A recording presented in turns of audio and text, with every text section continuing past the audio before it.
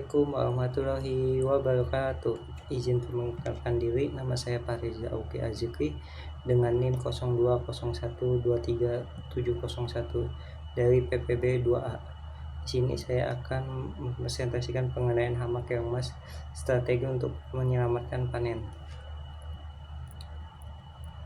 Tunggu sebentar.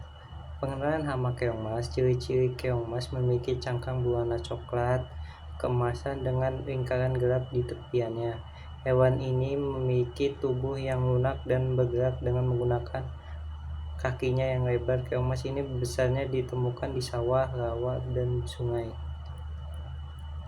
Daur hidup keong emas masa bertelur di atas permukaan daun dengan telur berwarna merah muda. Telur menetas waktu 10 hari dan apa kemudian tumbuh menjadi keong muda. Keong emas dapat berhidup 1-2 tahun. Dampak keong emas pada tanaman padi. Kerusakan tanaman padi. Keong emas merusak tanaman padi dengan memakan bagian daun, batang tanaman. Kerusakan pada bagian tanaman tersebut dapat menyebabkan tanaman padi menjadi layu dan mati. Keong emas juga dapat merusak anakan padi sehingga tanaman padi tidak dapat tumbuh dengan baik. Penurunan padi hasil panen. Kerusakan tanaman akibat keong emas menyebabkan penurunan hasil panen. Semakin banyak kerusakan pada tanaman padi, maka hasil panen akan semakin rendah. Keong emas menjadi salah satu faktor penyebab penurunan hasil panen di beberapa daerah. Metode pengendalian secara fisik dibagi menjadi dua, yaitu panen manual. Panen manual adalah pengendalian secara fisik dilakukan dengan cara mengumpulkan keong emas secara manual dengan baik tangan menggunakan alat bantu seperti jaring atau serok. Metode ini sangat efektif untuk mengarungi populasi keong sawah di panen mulai dilakukan pada pagi atau sore saat keong emas di permukaan. Yang kedua itu ada perangkap. Perangkap dapat membantu mengurangi populasi keong emas. Perangkap yang umum digunakan pada perangkap jaring atau perangkap dengan menggunakan umpan.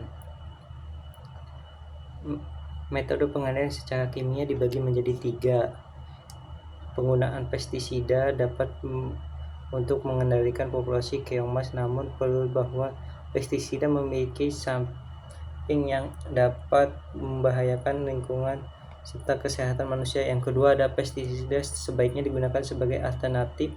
Terakhir, setelah metode pengendalian yang tidak efektif, perhatikan cara penggunaan pestisida yang tepat untuk meningkatkan dampak negatif.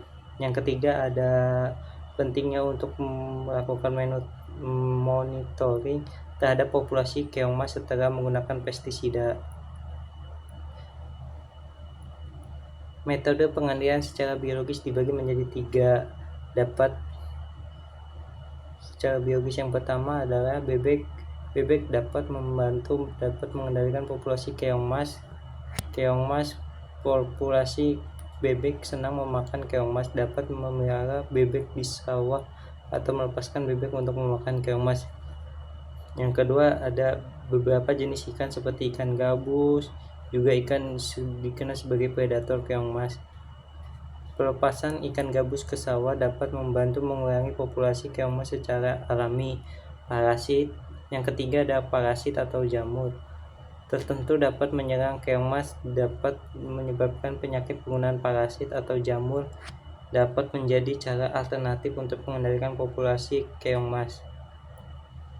Kesimpulan dan saran dari pengendalian hama keong emas adalah pengendalian hama keong emas sangat penting untuk keberhasilan panen padi. Pengendalian yang efektif harus melibatkan berbagai metode termasuk pengendalian fisik, biologis, dan kimia. Pencegahan dan pemantauan secara berkala dapat membantu dalam mengurangi populasi keong emas berkala. Minimalkan pengendalian yang tepat, petani dapat mencapai hasil panen yang optimal. Sekian dari saya. Wassalamualaikum warahmatullahi wabarakatuh.